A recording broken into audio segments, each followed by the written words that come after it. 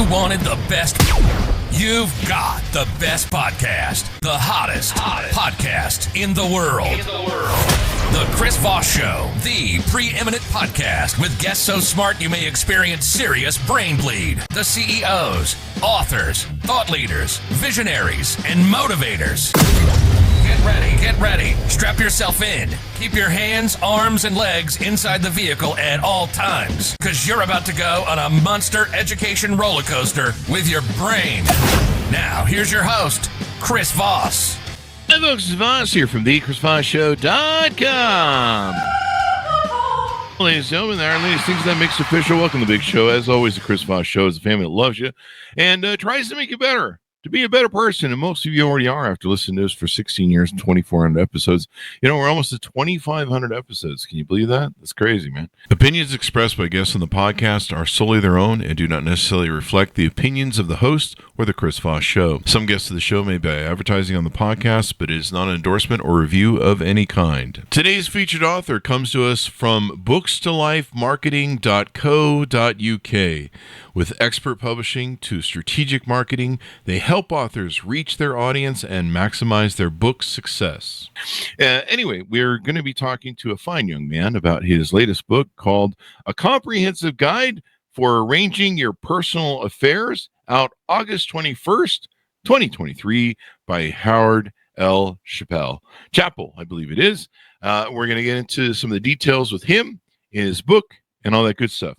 He is a U.S. Air Force veteran, retired educator, and author. He was born in Dodgeville, Wisconsin. He served during the Korean War in Okinawa and at the Strategic Air Command in Omaha, Nebraska. Following his military service, he pursued a career in education, teaching in Guam and Panama.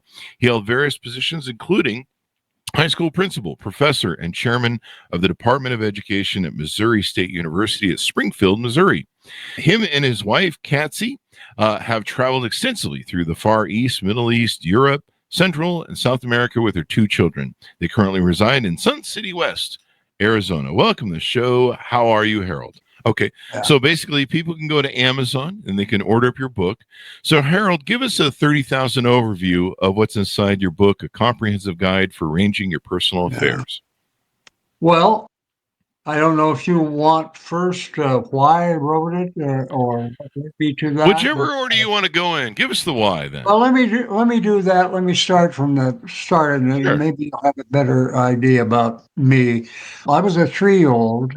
My father and mother had a farm, and I had 2 sisters. One 3 years longer than I, and another one 6 years older. My father was injured in a situation where he was injured very, very difficultly, and I don't want to go at it anymore. And Sure. Ultimately died. Went in the hospital, had a blood clot, and died. Oh, no. And my mother was a farm girl, but had a high school education at that time. And so he was left with 3 children, a 3-year-old, a 6-year-old, and an 8-year-old. Farm. And I think about that and say, how would I feel if I were left in that situation as a female and that? So my mother, had a high school education, as I said, and she ran for county treasurer at 2-year period. And I think that was 14 to 16 times she was reelected every 2 years. That's what really saved us. And if I looked at that, did she have something done like this if she lost her husband? And the answer was obviously no. She wouldn't have had anything like that. So then it goes to what do I do? And then it was sell the farm. The town, ran for county treasurer, and was elected, and that's what kept us above board as young children. Awesome. I'm very dedicated to her and what she did. She has passed away, yet she just did a good job for me and my sisters. So what's inside the book? Give us an overview of what the book is about And what's this about?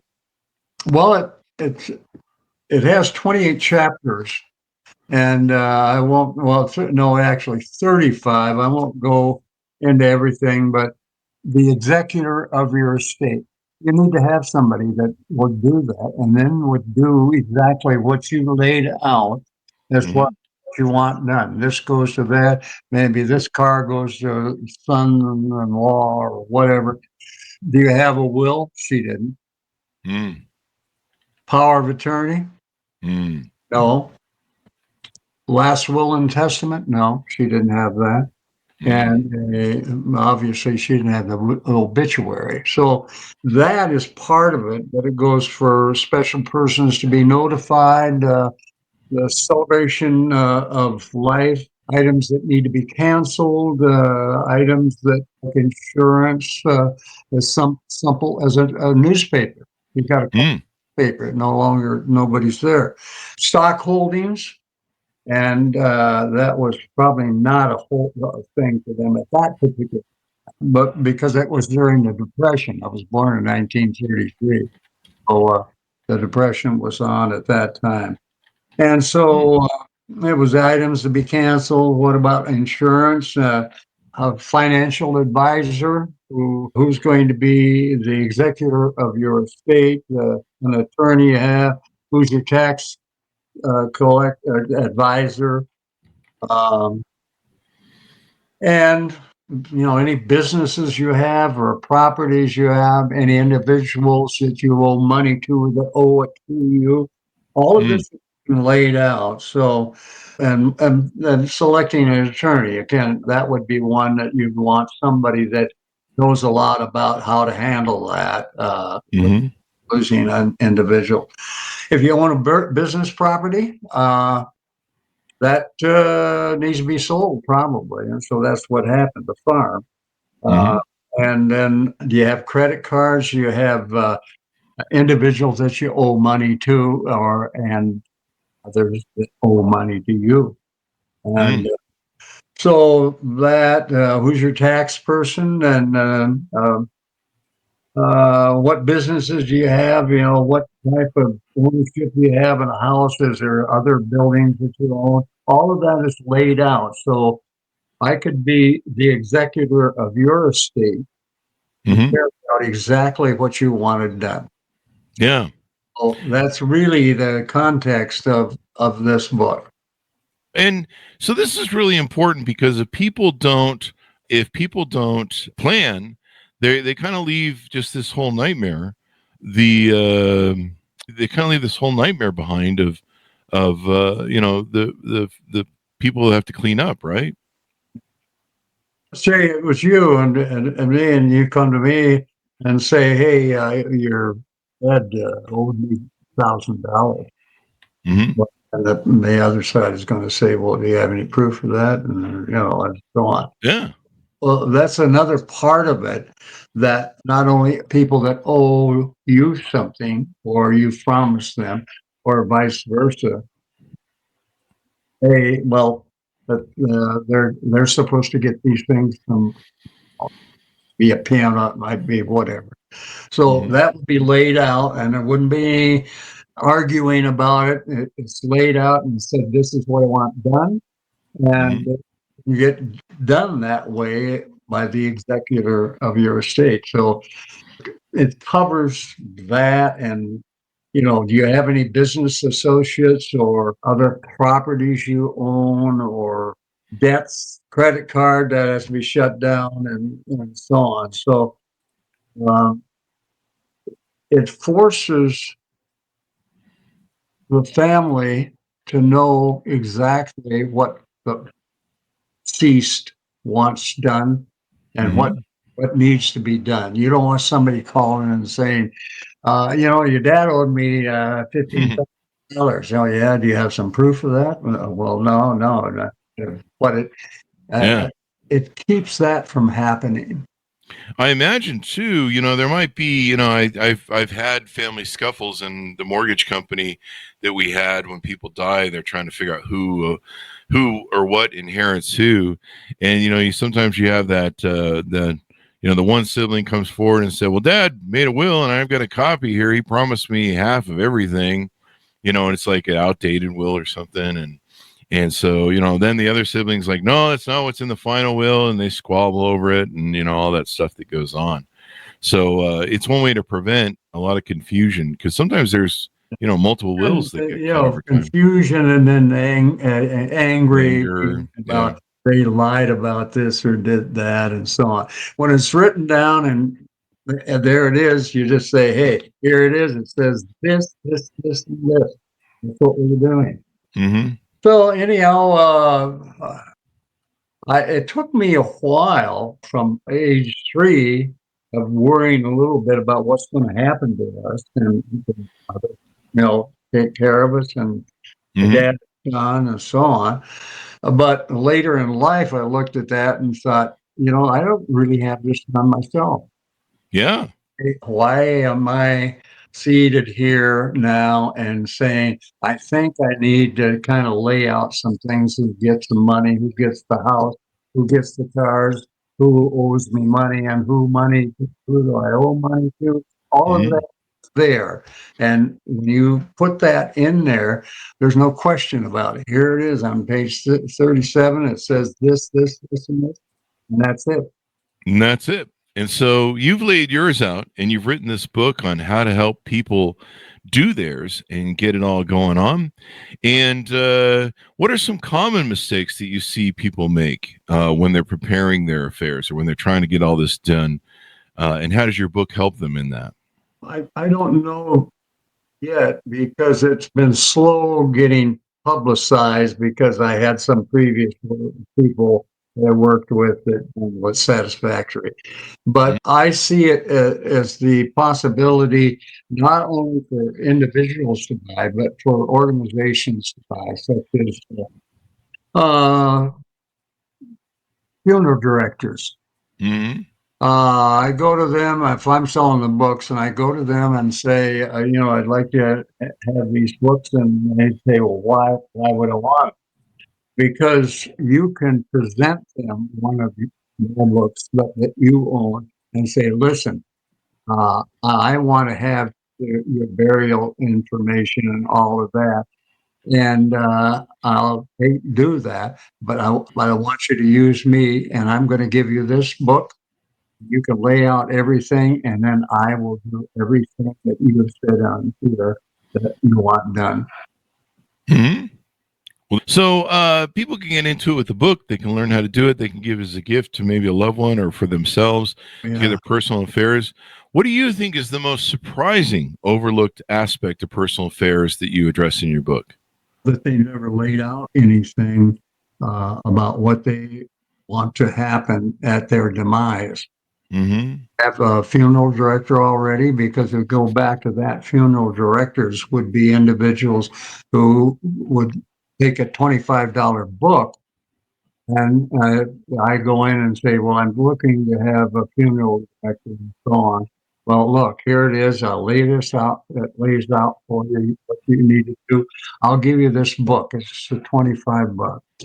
Mm-hmm. And the answer, I guess, is I would be making maybe $250,000 by people doing it that way.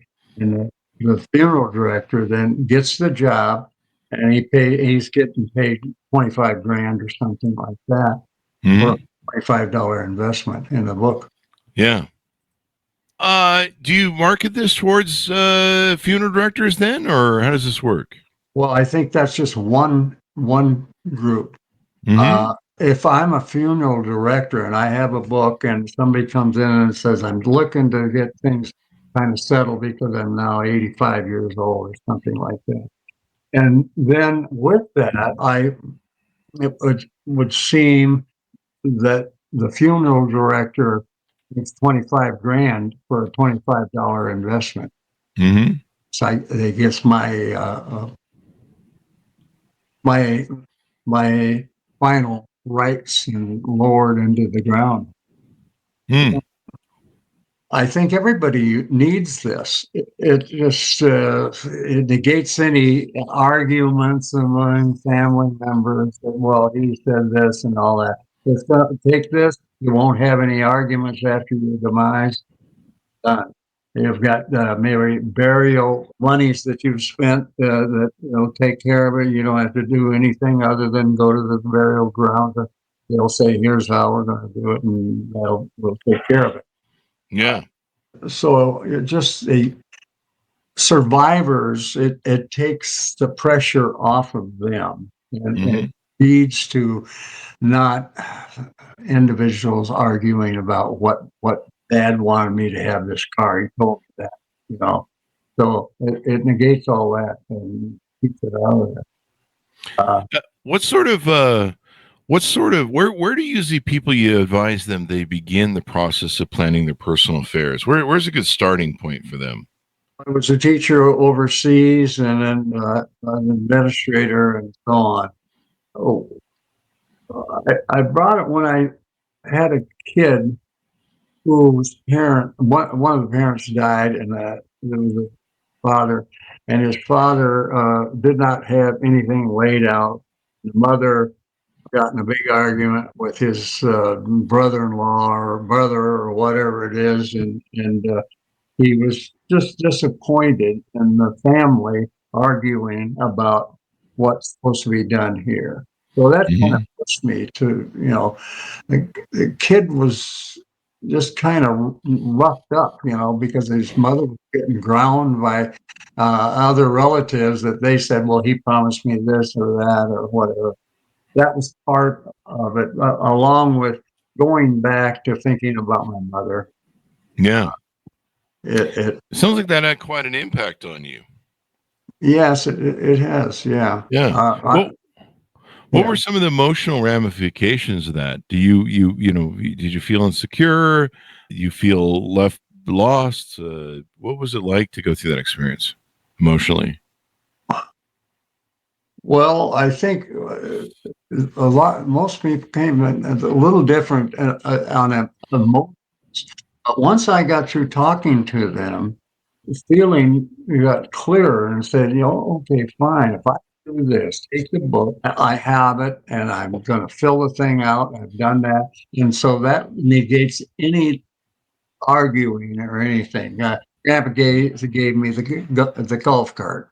No, there's nothing in here that says that. But, so it takes that out of any family arguments about what I wanted done or the individual wanted done.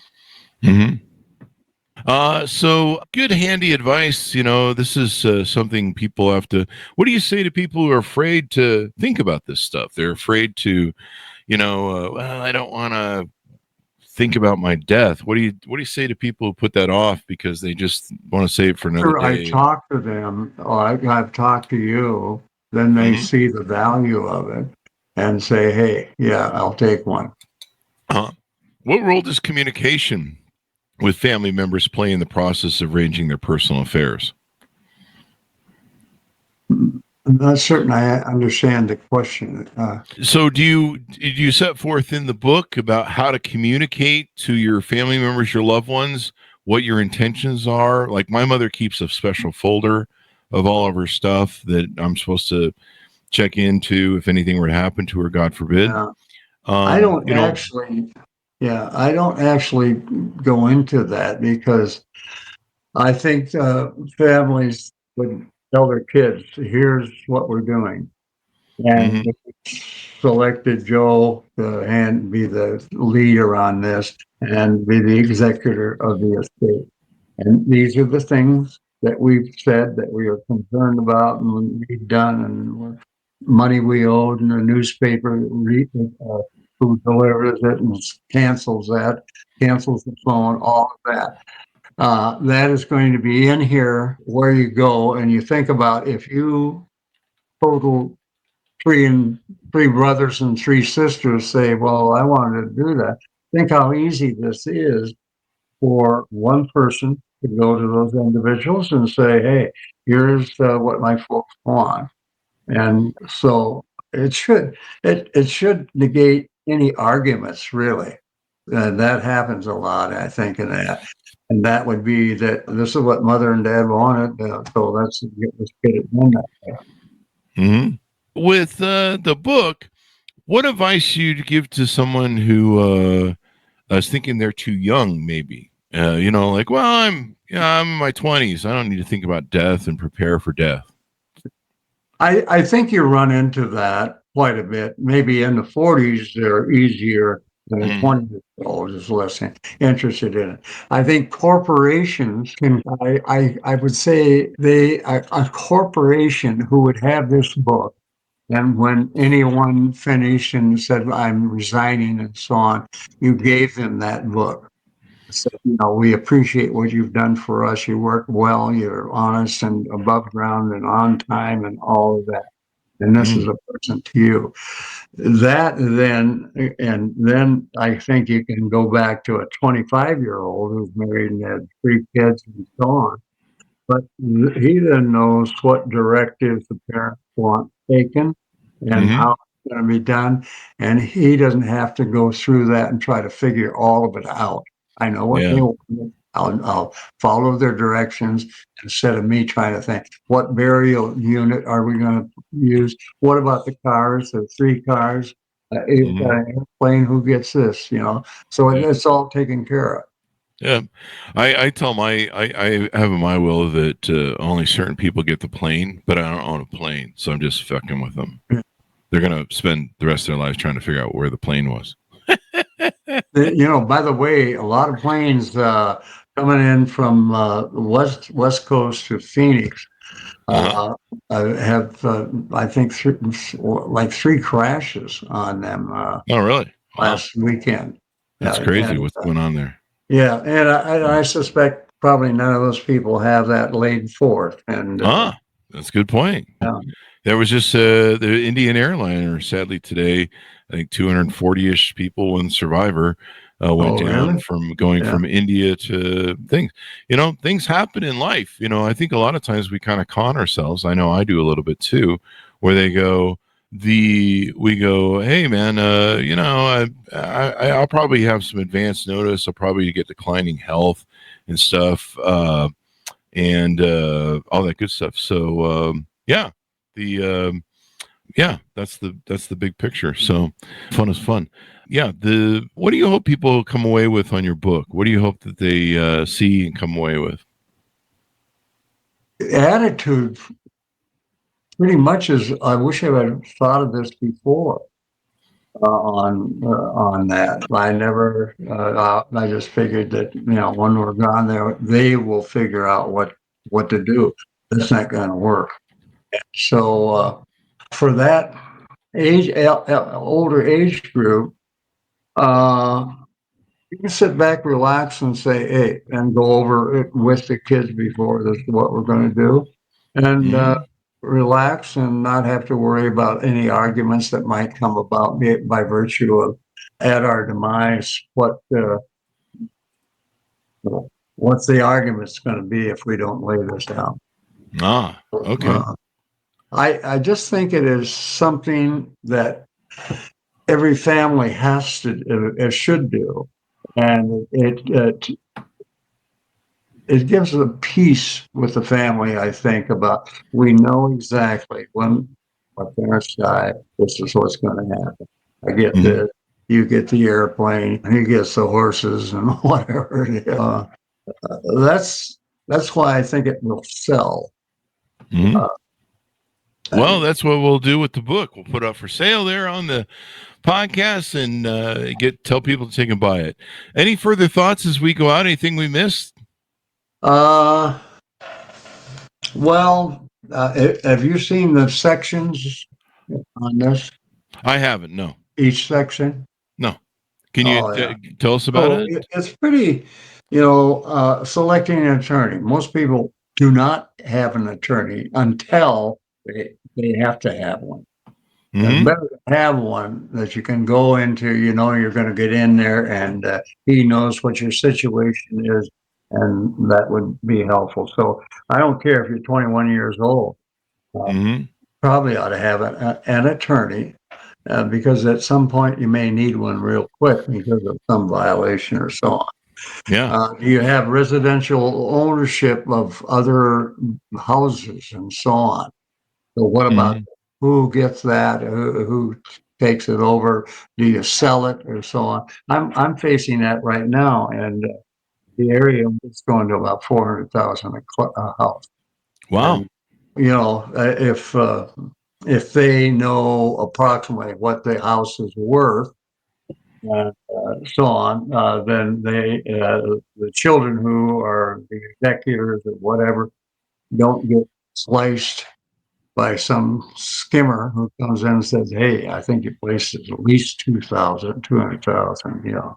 So that forces them to not only cover themselves that way, but to get all these other things covered. Who gets a car? Who gets the airplane? What about the horses and the dog and the this and that? So uh, I could do it for you. If you had all that, I could do it for you. And I don't really know you, but I would know what you want done, and I'd find out who the individual is that you want to give the airplane to, or whatever. So it's almost a no loser. A very positive thing that one can do to make things very well or orderly at your demise. Well, it's been wonderful to have you on the show. We certainly appreciate it. Thank you for coming on and sharing all the great details with us. I appreciate that. You asked some good questions, and I hope I resolve the answers to you. But I think we got it. So, well, thank you very much, Harold, for coming on the show. Folks, order up his book wherever fine books are sold. It's called A Comprehensive Guide for Arranging Your Personal Affairs, out August 21st, 2023. Thanks to our audience for tuning in. Go to goodreads.com/Chris Voss, LinkedIn.com/Chris Voss, Chris Voss 1 on the TikTokity, and all those crazy places on the internet. Be good to each other. Stay safe. We'll see you next time. And that should be it.